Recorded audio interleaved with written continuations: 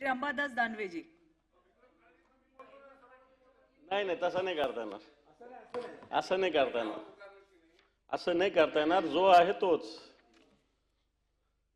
असं कसं करता येईल? विक्रम आल्यावर पुन्हा म्हणेल मला बोलायचं. सुरू करूया. सभापती महोदय, माझ्या माहितीप्रमाणे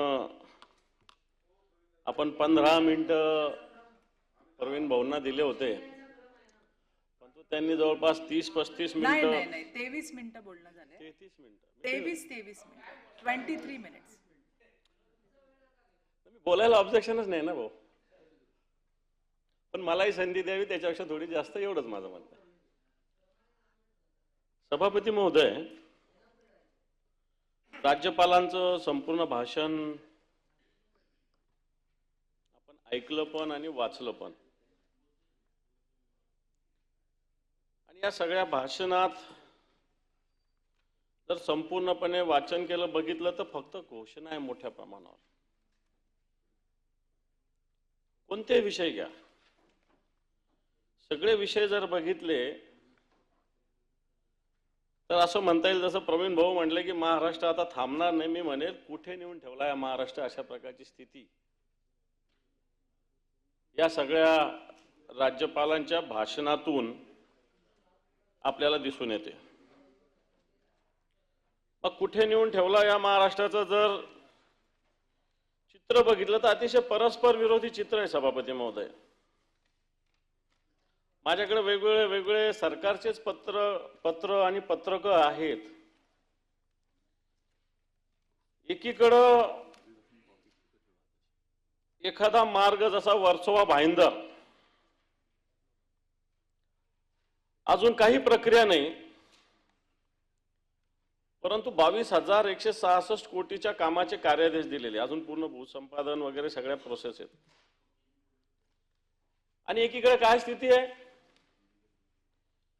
एकीकडे जर स्थिती बघितली तर राशनच्या दुकानावर 9 महिन्यापासून साखर मिळत नाही. सभापती महोदय, मी सभागृहाच्या निदर्शनास आपल्या माध्यमातून सरकारच्या निदर्शनास ही बाब आणून देऊ इच्छितो की मागच्या 8-9 महिन्यापासून स्वस्त धान्य दुकानावर साखर नाही. सभापती महोदय,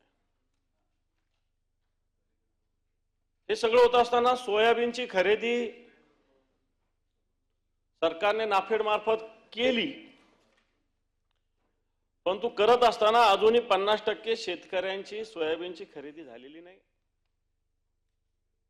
आणि ही सोयाबीन खरेदी काही काळ अशी बंद होती की बारदाना नव्हता, गोडाऊन नव्हतं, म्हणून सोयाबीनची खरेदी नव्हती.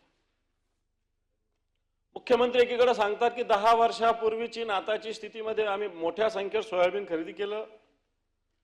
10 वर्षापूर्वी नुकतंच सोयाबीन लावायला चांगल्या पद्धतीनं सुरुवात झाली होती. त्या 10 वर्षाची आणि या 10 वर्षाची तुलना करता येणार नाही. फक्त बारदाना नाही म्हणून सोयाबीन खरेदी कित्येक दिवस थांबली होती. आता मुख्यमंत्री सांगतील गोडाऊन सगळे भरले. गोडाऊनच मुळात कमी आहे. आणि म्हणून मी सांगण्याचा मुद्दा हा की हे किती छोटे छोटे मुद्दे आज आपल्या सरकार समोर उभे आहेत. आरोग्याची स्थिती बघितली तर सभापती महोदय, आपणही अतिशय संवेदनशीलतेनं काम करत असता वेगवेगळ्या विषयामध्ये. पालघर सारख्या ठिकाणी वर्षभरात 14 मातांचा मृत्यू झालेला. सभापती महोदय, 14. मागच्या वर्षीची गोष्ट सांगतोय मी. सांगण्याचा मुद्दा हा की राज्यपालांचं भाषण तर मोठ्या ताकदीनं उभा करण्याचा प्रयत्न प्रवीण भाऊंनी केला, परंतु आज आरोग्याची स्थिती बघितली, शेतकऱ्यांची स्थिती बघितली, कायदा सुव्यवस्थेची स्थिती बघितली तर मला असं वाटतं राज्यपालांच्या भाषणाविषयी खेदच व्यक्त करावा लागेल. आज या राज्यामध्ये ज्या पद्धतीनं कारभार चालू आहे सभापती महोदय, सरकारने मोठ्या प्रमाणावर पीक विमा 1 रुपयात देण्याची घोषणा केली, परंतु सरकारचेच एक मंत्री म्हणतात की 1 रुपया भिकाऱ्याला भिकारी सुद्धा घेत नाही, म्हणजे याचाच अर्थ 1 रुपयात पीक विमा आम्ही शेतकऱ्यांना दिला, मोठा उपकार केला. सभापती महोदय, कायदा सुव्यवस्थेचा विषय बघत असताना एक मंत्री, सभापती महोदय, आपण महिला क्षेत्रात मोठं काम करता सातत्यानं, आपल्या भूमिका ठीक आहे, काही गोष्टी पटत असतील न, पण तो आपला उद्देश एक महिलांना न्याय देण्याचा असतो, हे मानलंच पाहिजे. आणि मग असं असताना एक मंत्री एका महिलेला फोटो पाठवतो वेगळ्या पद्धतीचं सभागृहात बोलावं अशातली स्थिती नाही आहे. आणि पुन्हा हक्कभंग दाखल करण्याची धमकी मंत्री देतात. सभापती महोदय, महिला ही मोठ्या कुटुंबातली, ज्याचा इतिहासाशी संबंध आहे अशी महिला आहे, आणि अशा महिलांना एखाद्या मंत्र्यांनी असं फोटो पाठवणं, महिलेचं नाव कधीही मला असं वाटतं आपण कधी जाहीर करत नसतो, आणि या महिलेचं खुशाल सगळ्या दिलेलं पत्र वगैरे वेगळ्या पद्धतीनं सोशल मीडियावर हे मंत्री महोदयाचे बगलबच्चे जाहीर करतात. सभापती महोदय, मला म्हणायचं हा आहे की जर कुंपणच शेत खात असेल तर बाकीच्या जनतेनं काय करायचं, आपण लोकांना काय नाव ठेवणार आहे. तर मंत्रीच अशा पद्धतीनं वागत असेल तर मला असं वाटतं आपण काय लोकांना बोलणार आहे. आपल्या राज्याचे गृहमंत्री, गृह राज्यमंत्री सांगतात पुण्यात झालेली जी घटना आहे शांततेत पार पाडली. सभापती महोदय, इथे बाजूला नीलमताई पण आहे, आम्ही सोबत काम केलेलं आहे. मला चांगलं आठवतं, कर्जत जामखेडमध्ये कोणतं गाव आहे ते, कोठेवाडी, ताईंनी काय लढा उभा केला होता. तुम्ही अनेक विषयात वाचा फोडले, परंतु जर मंत्री असं वागत असेल तर राज्यपाल एवढ्या घोषणा करतात, राज्य एवढ्या प्रगतीच्या दिशेने जाणार असं आपण म्हणतो. जर मंत्रीच जर अशा पद्धतीनं कुंपणच जर शेत खात असेल तर मला असं वाटतं ही प्रगती, भौतिक प्रगती आपली काय कामाची, हा माझा प्रश्न आहे. आपण सभापती महोदय, राज्यपाल म्हणतात माझं राज्य, तर त्यांचं राज्य असं चालू आहे. शेतकऱ्याला पीक विम्याच्या नावाखाली फसवणूक या राज्यामध्ये होतीये. सभापती महोदय, माता भगिनी सुरक्षित फिरू शकत नाही. मंत्री वेगवेगळ्या पद्धतीनं, मंत्र्यावर काय आरोप होतात, ठीक आहे, मंत्र्यावर आरोप होत असतात, आरोप झाले नाही पाहिजे की आता कधी झाले नाही असं मी म्हणणार, पण आरोपाचे प्रकार काय आहे सभापती, अतिशय खालच्या स्तरावरचे आरोप या सगळ्या मंत्र्यांना सामोरं जावं लागतं, कारण याच्यामध्ये सभापती महोदय सत्यता आहे. सभापती महोदय, राज्यपालांनी वेगवेगळ्या विषयाला स्पर्श केलेला आहे. वेगवेगळ्या विषयाला स्पर्श करत असताना महापुरुषांविषयी राज्यपालांनी आपली भूमिका व्यक्त केलेली आहे. महापुरुषांचा आदर करतो या सगळ्या भूमिका राज्यपालांनी सगळ्या सांगितलेल्या आहे. परंतु आज या राज्यपालांना च्या भाषणाच्या माध्यमातून मी विचारू इच्छितो, या राज्यामध्ये कोरटकर सारखे, सोलापूरकर सारखे लोक आणि अबू आझमी सारखे लोक औरंगजेबाचं उदात्तीकरण करतात. सरकार तर म्हटलं होतं की यांना कोर्टात, यांना जेलमध्ये टाकू. कालच मला आश्वासन दिलं मुख्यमंत्र्यांनी या सभागृहात, सदस्यत्व रद्द केलं, ओके. परंतु जर औरंगजेबाचं असं उदात्तीकरण करण्याची हिंमत या राज्यात कोणाची झाली नाही पाहिजे. एक कोरटकर नावाची व्यक्ती, सोलापूरकर नावाचा अभिनेता ज्या पद्धतीनं छत्रपती शिवरायांचा अवमान करतो, पराक्रमाच्या विषयी वेगळ्या पद्धतीनं वक्तव्य करतो, वाटतं यांना अजूनही कोणत्याही प्रकारची कारवाई सरकार, सभापती महोदय, अजूनही करत नाही. महाराष्ट्र कर्नाटकाचा उल्लेख प्रवीण भाऊंनी केला.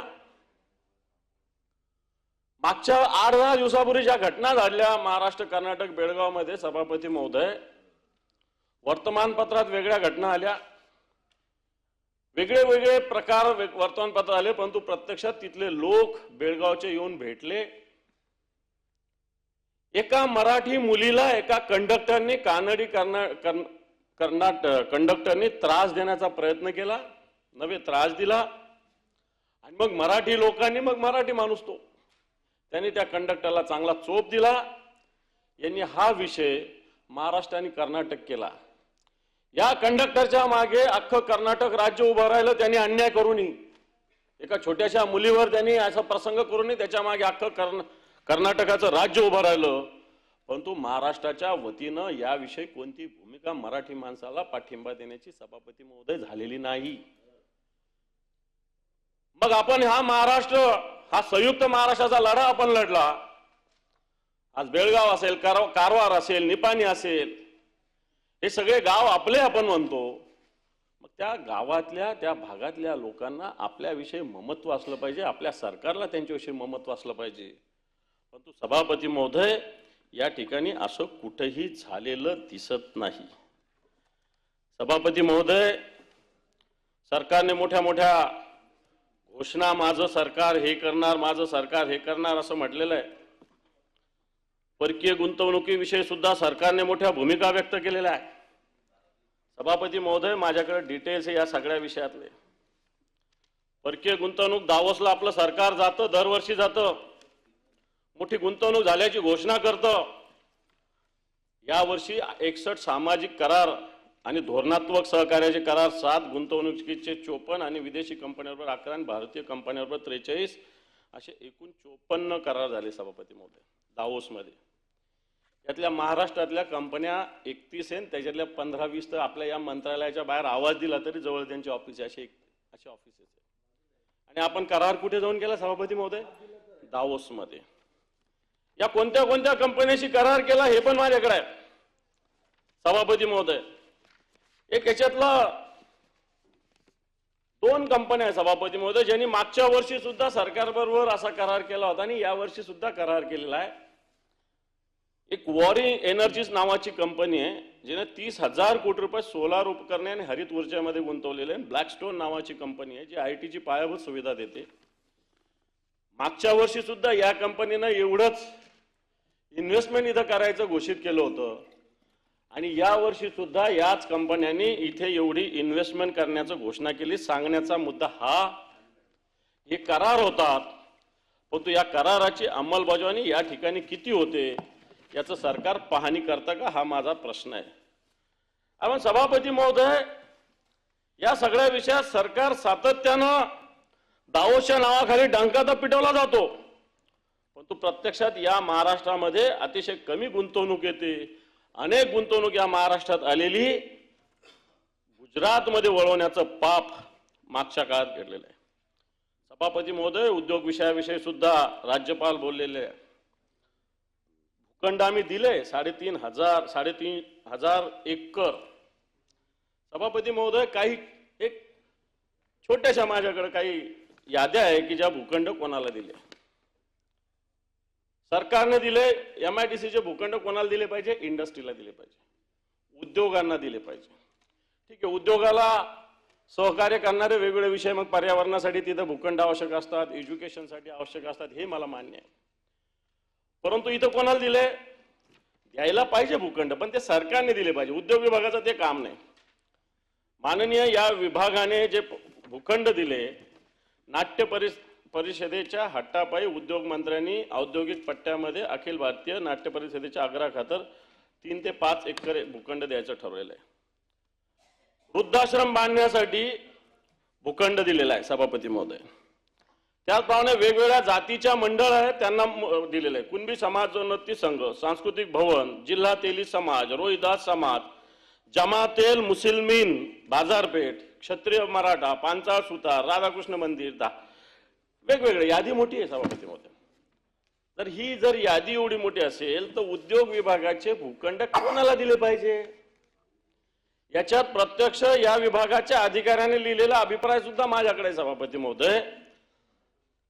त्याच्यात स्पष्ट म्हटलेलं आहे की सामाजिक कार्यास्तव भूखंड वाटप करण्याबाबतचे महामंडळाचे धोरण नाही, तरी उद्योग विभागाने असे भूखंड वेगवेगळ्या संस्थेना दिले. सांगण्याचा मुद्दा हा की उद्योग विभाग वेगवेगळ्या घोषणा करतो, परंतु प्रत्यक्षात आता प्रवीण भाऊ बोलले की एवढ्या खिडक्या होत्या ना आता एवढ्या झाल्या. एकच खिडकी झाली आहे, बाकी खिडक्यात जायची गरज पडत नाही उद्योग विभागात. मला वाटतं ज्याला समजायचं त्याने समजून घ्या. एकच खिडकी झाली, एकाच खिडकीत गेलं की सगळं काम होतं. भरत शेठ, एकाच खिडकीत काम होतं, बाकी खिडक्यात जाण्याची गरज पडत नाही. इतकं प्रभावी काम उद्योग विभाग आपल्याकडे सभापती महोदय करतो. सभापती महोदय टेक्सटाईल विषयी सुद्धा बोललेला आहे, परंतु मागच्या काळामध्ये सरकारने टेक्सटाईलचं धोरण चांगल्या पद्धतीनं स्वीकारलेलं असताना प्रत्यक्षात देशाचे पंतप्रधान इथं येऊन टेक्सटाईल पार्कचं भूमिपूजन केलेलं असताना अजूनही असे हे टेक्सटाईल पार्क सुने सभापती नुसतं भूमिपूजन झालंय. किमान आपलं सोडून द्या, देशाच्या पंतप्रधानाचं तरी मान आपण ठेवला पाहिजे की ज्यांनी हे सुरू केलं, ज्याच्या हाताने भूमिपूजन झालं, ज्याच्या हाताने शुभारंभ झाला, देशाचे पंतप्रधान आहे. आपल्याला सगळ्यांना देशाच्या पंतप्रधानाविषयी आदर असतोच आणि मला वाटतं ते प्रकल्प तरी पूर्ण झाले पाहिजे, परंतु अजून असे प्रकल्प कोणत्याही प्रकारे सभापती महोदय पूर्ण झाले नाही. अमरावतीमध्ये जो पंतप्रधान मित्र मेगा टेक्सटाईल पार्क आहे, काही सुरुवात नाही सभापती महोदय. नुसती घोषणा पंतप्रधान आणलं, त्यांच्या हस्ते शुभारंभ केला, भूमिपूजन केला, परंतु कोणत्याही अशा पद्धतीनं या धोरणामध्ये कोणत्याही प्रकारची सभापती महोदय सुधारणा झाली नाही. सभापती महोदय राज्याचे वेगवेगळे विभाग कशा पद्धतीनं काम करतात याची उदाहरणं जर आपल्याला दिले तर मला असं वाटतं आपल्याला आश्चर्य वाटेल. सभापती महोदय, बांधकाम विभाग, या बांधकाम विभागात ज्या पद्धतीनं तरतूद आहे त्या तरतुदीपेक्षा कितीतरी पटीनं टेंडर दिले. आपण मागच्या वेळात बघितलं असेल की ठिकठिकाणी हे कॉन्ट्रॅक्टर लोक आंदोलन करतात. सभापती महोदय, आज ज्या पद्धतीनं बांधकाम विभागाची अनियमितता झालेली मागच्या काळामध्ये, निवडणुकीच्या वेळेस अनेक टेंडर्स काढले सभापती महोदय, कोणत्याही प्रकारचे प्रोव्हिजन नाही, आर्थिक स्थिती राज्याची तेवढी सकारात्मक नाही, आणि ते असताना बांधकाम विभागानं ज्या पद्धतीनं टेंडर्स काढले आणि या टेंडर्सला कोणत्याही प्रकारे सभापती महोदय फंड्स उपलब्ध नाही, अशा प्रकारची स्थिती आहे. सभापती महोदय, या सगळ्या ठिकाणी सरकारने त्रिसूत्री प्रशासन असं म्हटलेलं आहे. आता त्रिसूत्री प्रशासनमध्ये सरकार काय करतं हा माझा प्रश्न आहे. कारण सरकारने त्रिसूत्री प्रशासन तर म्हटलं, परंतु सूत्र सरकारचं काय आहे, वेगवेगळ्या विभागाचं जर बघितलं आत्ताच्या घडीला की आता फार दूर जात नाही मी, मुख्यमंत्रीच मागच्या काळात एक आठवड्याभरापूर्वी होते ते की काही फिक्सर जे PS किंवा OSD यांना आम्ही घेणार नाही. आता हे फिक्सर प्रशासनातलेच आहे असं माझी माहिती आहे, आणि प्रशासनातल्या वेगवेगळ्या विभागाची जर परिस्थिती बघितली सभापती महोदय, वेगवेगळे विभाग, मी जलसंधारण असेल, जलसंपदा असेल, सार्वजनिक बांधकाम असेल, MSRDC असेल, याचं जर बघितलं तर मी त्रिसूत्री माझ्या अँगलनी याच्यात लिहिली की त्रिसूत्री म्हणजे अबोव टेंडर, म्हणजे कोणतेही टेंडर अबोव टेंडर. राज्याचा अभ्यास करा मागच्या काळातला, सगळे टेंडर अबोव आहेत, सगळे टेंडर. आतापर्यंत असं कधीच नव्हतं. राज्य सरकार चर्चा करत होतं, अधिकारी चर्चा करत होते, एखादं टेंडर आल्यावर ते कमी कसं होईल असा प्रयत्न करत होते, आता जास्त कसं होईल असा प्रयत्न होता सभापतीमध्ये. टेंडर विदाउट बजेटरी प्रोव्हिजन, कोणत्याही बजेटमध्ये त्याच्यासाठी निधी नाही, काही नाही तरी टेंडर निघतं. आणि तिसरं पर्सेंटेज इन टेंडर, हे तीन टी आहेत सभापती महोदय. प्रत्येक टेंडरमध्ये वेगळ्या विभागाचे, मला असं वाटतं मी पुढच्या काळात अंतिम आठवडा वगैरे त्यावेळेस मी पुराव्यासहित या सगळ्या विषयावर बोलेल. आता वेळ कमी आहे, परंतु सभापती महोदय ही त्रिसूत्री जर आपण बघितलं असाल तर राज्यातलं प्रशासन कोलमडलेलं आहे. जर तुम्ही OSD फिक्सर म्हणता तर हे OSD मागच्या काळात काय होते, इथं सभागृहात अमोल मिटकरी आपले सन्मान्य सदस्य बसलेले सभापती महोदय, यांनी चोरून लपून ओपन काही मंत्र्यांचे अधिकारी कशा पद्धतीनं वेगवेगळ्या पद्धतीनं गैरव्यवहार करतात याचा आरोप सभापती महोदय आपल्या सदस्यांनी केला आहे. युवा कार्य प्रशिक्षणाविषयी सभापती महोदय बोललो, लाडका भाऊ 6 महिन्यासाठी नेमला होता लाडका भाऊ, त्यातल्या बऱ्याच जणांचं अजून पेमेंट सुद्धा दिलं नाही, 3-3, 4-4 महिन्याचं. अशा प्रकारची सभापती महोदय स्थिती या राज्यामध्ये. घोषणा तर जाहीर करायची. आजच एक नाशिकची एक मोठी संस्था आहे, मराठा शिक्षण प्रसारक संस्था, खरंच मोठी संस्था आहे, चांगली संस्था आहे. या संस्थेत काम करणाऱ्या लोकांच्या खात्यामध्ये पैसे गेले भरसेट. या संस्थेच्या खात्यात, संस्थेमध्ये काम करणाऱ्या लोकांच्या खात्यावर 10-10 हजार रुपये गेले आणि वरचं मग पेमेंट संस्थेने केलं. हे काय प्रकार आहे? मंत्र्यांच्याकडे लक्ष आहे का नाही? हा काय प्रकार आहे? एक मोठ्या संस्थेमध्ये काम करणाऱ्या कामगारांच्या किंवा कर्मचाऱ्यांच्या खात्यावर पैसे जातात आणि सरकार मधले अधिकारी, कोणत्या तरी अधिकारी किंवा सरकारच्या पाठिंब्याशिवाय असं होऊ शकत नाही. मला असं वाटतं असे जे कोणी अधिकारी असेल त्याच्यावर कारवाई करण्याची आवश्यकता आहे सभापती महोदय. या सगळ्या विषयामध्ये शक्तीपीठाचा उल्लेख आपण बघितलेला आहे. सभापती महोदय, ठिकठिकाणी या शक्तीपीठाला मार्गाला विरोध होत आहे. आज 12 जिल्ह्यातील 27,500 एकर जमीन हा शक्तीपीठ मार्ग घेणार आहे सभापती महोदय. अनेक ठिकाणी बागायती जमीन आहे. शेवटी विकास म्हणजे काय? आम्ही गडचिरोलीमध्ये गेलो होतो, मी मागच्या काळात गडचिरोलीच्या नक्सलाईट एरियामध्ये गेलो. तिथं रोजगार देण्यासाठी आपण गडचिरोलीत उद्योग आणले म्हणतो. मी सहज कलेक्टरकडून माहिती घेतली. 5,524 लोकांना रोजगार दिला. त्यातल्या 500 लोक गडचिरोलीचे होते. त्यातले 450 लोक फक्त वॉचमन होते, ते रस्त्यावर पाणी मारणारे होते आणि शिपाई होते सभापती महोदय. 10-12 मुलं मोठ्या मुश्किलीने engineer, junior engineer, clerical staff मध्ये काम करणार होते. मग हा विकास कोणासाठी करतात? तसंच जर एवढी बागायती एकर जमीन याच्यामध्ये जात असेल, सरकार का आग्रह करत आहे? सरकार या मार्गाला का आग्रह करत आहे हा माझा प्रश्न आहे सभापती महोदय. परंतु आताच्या घडीला काही मार्गातून असं दिसतंय की असे मार्ग मोठ्या प्रमाणावर सरकारमधील काही लोकांना सोन्याची अंडी देणारी जी कोंबडी आहे तशा पद्धतीनं सभापती महोदय काम करते. अशा प्रकारचा प्रश्न झालाय. सभापती महोदय, आज पत्कराचा मुद्दा याच्यात गेलाय. आज मुंबईचा सिलिंगचा पत्कर असेल, नाही तर मुंबई पुणे पत्कर असेल. सभापती महोदय, मुदत संपलेली आहे मुंबई पुणे महामार्गाच्या पत्कराची. मुदत संपलेली असताना सुद्धा ही एजन्सी, वेगळी एजन्सी काम करते. सिलिंगचा सुद्धा जो ज्यांनी रस्ता बांधला त्याचं मुदत संपलेली आहे. मधल्या काळामध्ये एका एजन्सीला काम दिलं फक्त कामाच्या बेसिसवर. आता नवीन एजन्सीला काम दिलं. मला असं वाटतं रस्ते पूर्ण झालेले असताना या नवीन एजन्सी, समजा आपण पत्कर जी एजन्सी तिला दिली असती तर आपण समजू शकलो असतो, पण तो नवीन एजन्सीला आपण काम देतो याचा अर्थ पत्कराचा जो काही मुआवजा असेल तो आपल्याला मिळालेला आहे. म्हणून ही पत्कराच्या सगळ्या विषय सुद्धा मला असं वाटतं आता येणाऱ्या काळामध्ये पूर्णपणे चौकशी होण्याची आवश्यकता आहे सभापती महोदय. सभापती महोदय, बस सेवेच्या विषयी याच्यात उल्लेख आहे सभापती महोदय. बस सेवा देत असताना आज या बस सेवा नवीन बस खरेदी करतोय, पण कुठे जाणार या बसेस याचा कुठंच खुलासा नाही. ज्याच्यात ताकद आहे तो मंत्री घेऊन जातोय आपल्या भागात बसेस. ज्या भागात ताकद नाही त्या भागात त्या बसेस जात नाहीये. सभापती महोदय, मागच्या काळामध्ये एसटी मध्ये भाडेवाढ झाली. ही सर्वसामान्य माणसाचं कंबड मोडणारी भाडेवाढ झाली आहे. एकीकडे बस सेवा योजना देत असताना मला असं वाटतं मागच्या काळामध्ये 1310 बसेसचं टेंडर सरकारने रद्द केलेलं आहे. बाहेरच्या एजन्सी होत्या. या बाहेरच्या एजन्सीला जवळपास जो मार्केट रेट त्याच्यापेक्षा जास्त दरानं टेंडर देण्याचा प्रयत्न झाला. मुख्यमंत्र्यांनी या विषयाला स्थगिती दिलेली आहे. मुख्यमंत्री एकीकडे स्थगिती देतात. ज्या लोकांनी केलं होतं मला असं वाटतं त्यांचे ज्याच्यामध्ये सहभाग आहे आणि म्हणून मला असं वाटतं याविषयी सुद्धा सरकारने चौकशीची आवश्यकता आहे. सभापती महोदय, आपण सगळं बोलत असताना एक हाय सिक्युरिटी नंबर प्लेट एक प्रकार आलेला आहे. जर बाकीच्या राज्याचे रेट्स बघितले आणि आपल्या राज्याचे रेट्स बघितले तर जवळपास 13 आपल्याकडे हाय सिक्युरिटी नंबर प्लेट दिली जाते आणि ठराविक एजन्सीला एक एजन्सी 18 जिल्ह्यात काम करणार आहे. मला असं वाटतं कोणामध्ये ताकद नाही 18 जिल्ह्यात एकत्र काम करणं.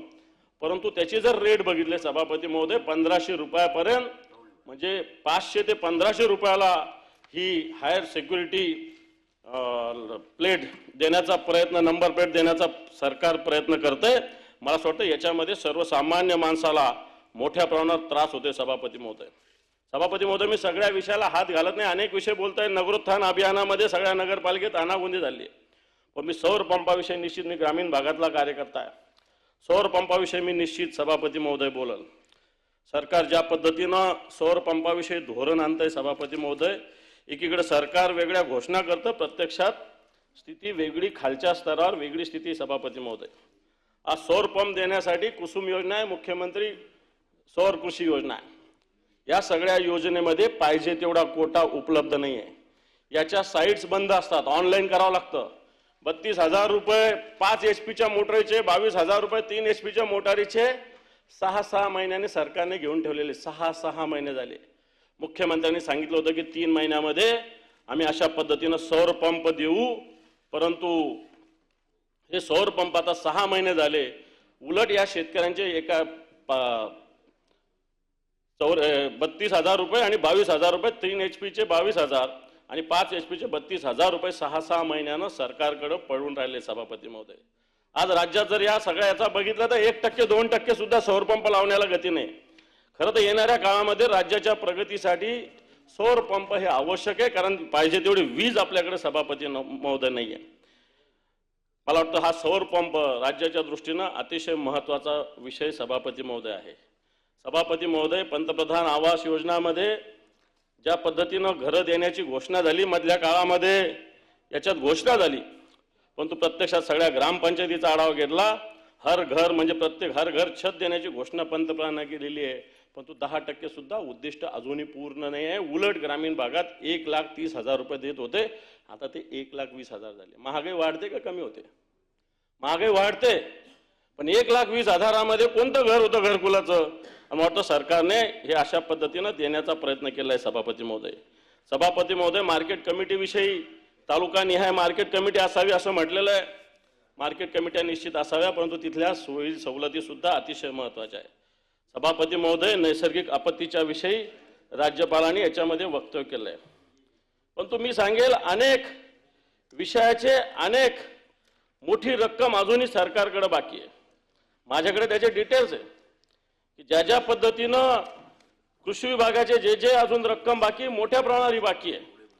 मग वेगवेगळ्या पद्धतीनं दुष्काळाची असेल, ठिबक सिंचनाची असेल, पीक विम्याची असेल, या सगळ्या जर रकमा बघितल्या तर मोठ्या प्रमाणावर शेतकऱ्यांच्या रकमा देणं आत्ताच्या घडीला सभापती महोदय बाकी आहे, आणि हे सगळ्या रकमा लवकर देण्याची आवश्यकता आहे.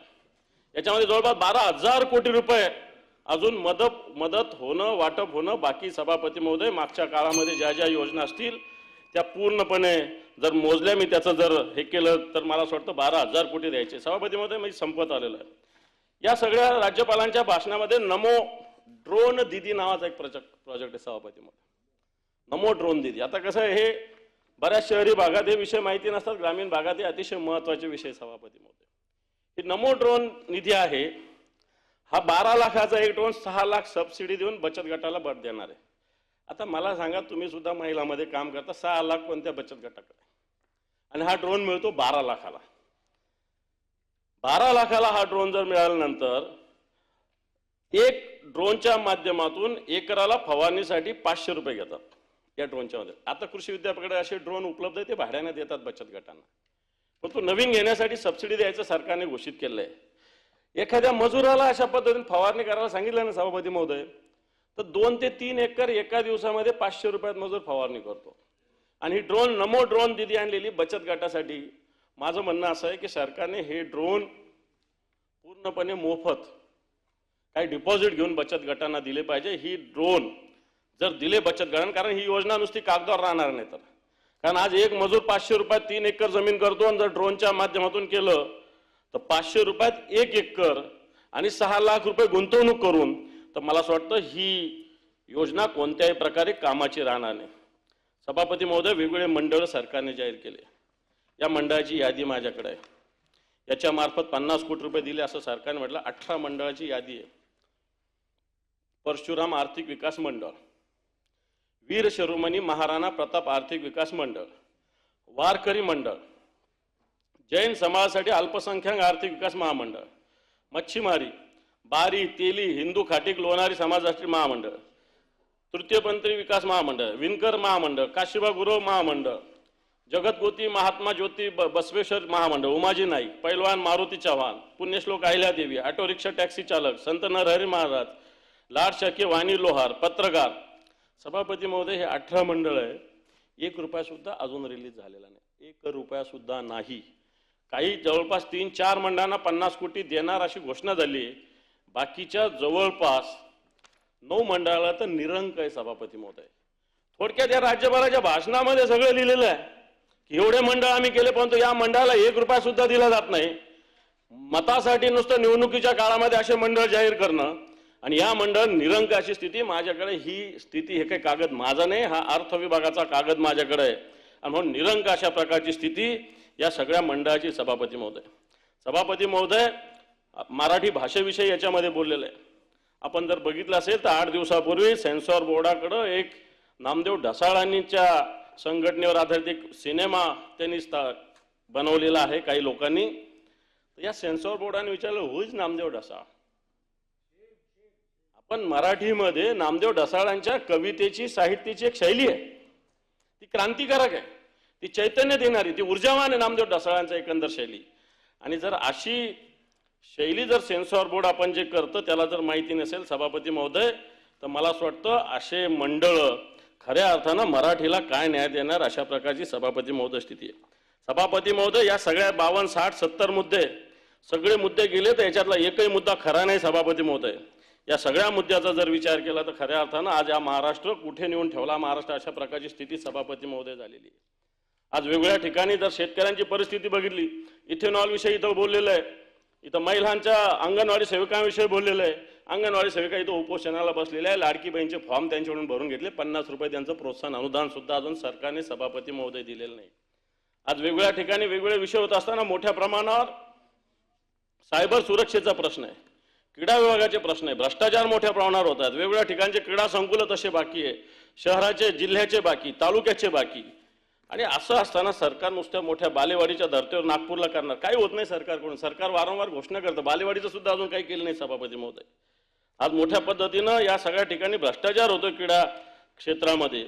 आज पर्यावरणाचा सभापती महोदय ऱ्हास या राज्यामध्ये होतोय.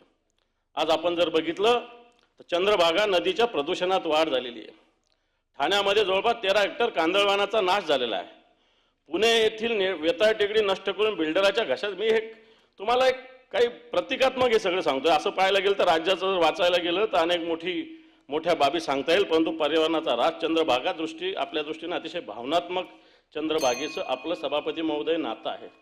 सभापती महोदय, जलसंधारण असेल, जलसंपदा असेल, महत्वाचे खाते. 31 मिनिट झाले. एकच मिनिट संपत. सभापती महोदय, जलसंधारण आणि जलसंपदा अतिशय महत्वाचे विभाग आहे सभापती महोदय ग्रामीण भागाच्या दृष्टीनं.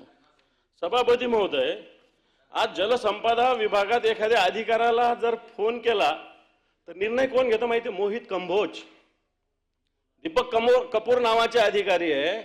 मोहित कंबोजला सांगितल्याशिवाय पाणी सुद्धा पित नाही सभापती महोदय. मंत्र्यांना तर माहिती आहे का नाही माहिती, त्या खात्याचा कारभार मला माहित नाही, पण मोहित कंबोजने सांगितल्याशिवाय जलसंपदा खात्यामध्ये पान सुद्धा हलत नाही सभापती महोदय. अशा प्रकारची स्थिती आहे. कोण आहे मोहित कंबोज?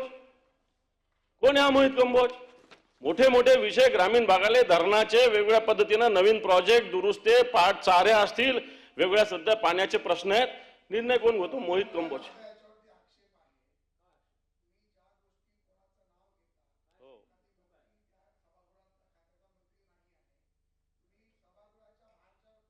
नाही नाही, त्याला काही प्रॉब्लेम नाही. त्याला पुरावा आहे म्हणूनच बोलतो मी, प्रसादजी, पुरावा आहे म्हणून बोलतो. ठेवेल ना. तुम्ही कोण मागणार आहे? ते मागतील, मला देईल मी त्यांना. तुम्ही कोण मला मागणार आहे? आता नोंदवा त्यांच्याकडे. तुम्हाला थोडी परवानगी दिली असं माझं भाषण रोखण्याचं? आम्ही बोललो का प्रवीण भाऊच्या भाषण? काय का नाही घेऊ शकत? मोहित कंबोज कोण तुमचा जावई आहे का? मोहित कंबोज तुमचा सभागृहाच्या सदस्याचं खालच्या वरच्या घेऊ शकत नाही. बाकी बाहेरच्याचं काही बंधन नाही मला. बाहेरच्या कोणाच्या विषयी नाव घ्यायचं मला बंधन नाही. घ्या रेकॉर्डवर घ्या त्यांचं.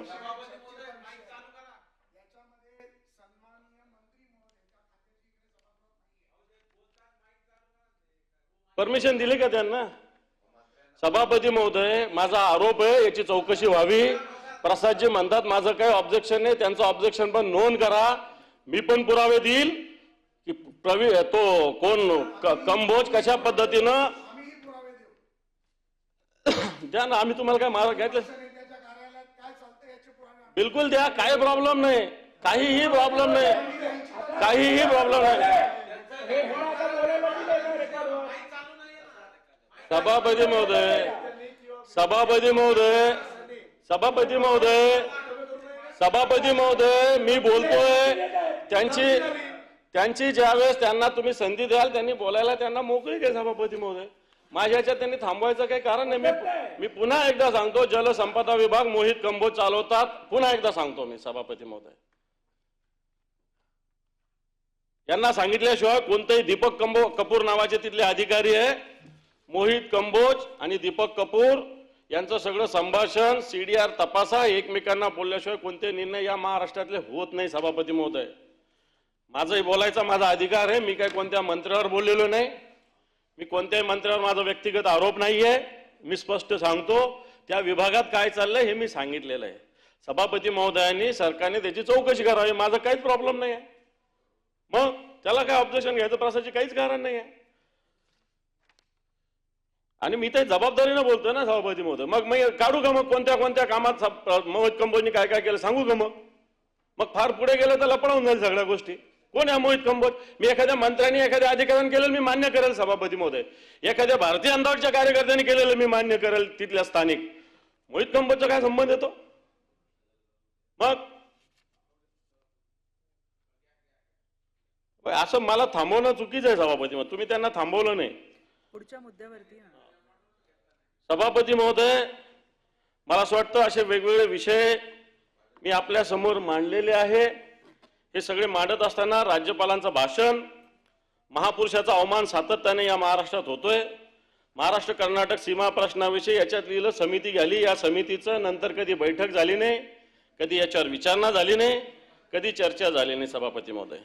सभापती महोदय, दावोसमध्ये झालेले करार म्हणजे या राज्याची फसवणूक आहे. सगळ्या कंपन्या मेजॉरिटीनं मुंबई आणि महाराष्ट्रातल्या आहे. इथं तुमच्या ऑफिसमध्ये बोलून हे करार होऊ शकत होते. सभापती महोदय, प्रशासन पूर्णपणे ढेपाळलेलं आहे. तरी सूत्री उगाच कागदावर आहे, कोणती सूत्र नाही. मी ती सूत्री तुम्हाला आपल्याला सांगितलेली. लाडका भाऊ असेल, लाडकी बहीण असेल, या योजनेमध्ये लाडका भावाला तर छळलं जातंय. शक्तीपीठ मार्ग जनतेला आवश्यक नसताना तो बळजबरी थोपवला जातोय. सभापती महोदय, सिक्युरिटी प्लेट मध्ये संपलं माझं सभापती महोदय. ॲग्रिस्टॅक कृषी डिजिटल योजनेविषयी याच्यात बोललेलं आहे. मला वाटतं मी नंतर त्याच्यात मला जेव्हा संधी मिळेल तेव्हाच बोलेल. परंतु सगळ्यात महत्वाचं, नैसर्गिक आपत्तीमध्ये जे अनुदान शेतकऱ्यांचं द्यायचं आहे ते त्वरित दिलं पाहिजे. परंतु राज्यपालाचं हे अभिभाषण, माझं सरकार असं म्हणत नाही. हे सरकार कोणत्याही प्रकारे त्यांचं असेल, परंतु जनतेचं आणि या सरकारचं जनतेच्या सेवेसाठी हे सरकार कुठे कटिबद्ध नाही. माता भगिनीवर अत्याचारासाठी पावलं उचलण्यासाठी हे सरकार कुठे कटिबद्ध नाही. आणि म्हणून या भाषणावर मी खेद व्यक्त करतो आणि माझं बोलणं थांबवतो. धन्यवाद सभापती महोदय. देश विदेशातील प्रत्येक घडामोडींचे लाईव्ह अपडेट मिळवण्यासाठी आता साम टीव्हीच्या सर्व सोशल मीडिया प्लॅटफॉर्मला लाईक, फॉलो आणि सबस्क्राईब करा. तसंच सर्व नोटिफिकेशनसाठी बेल आयकॉन प्रेस करायला विसरू नका.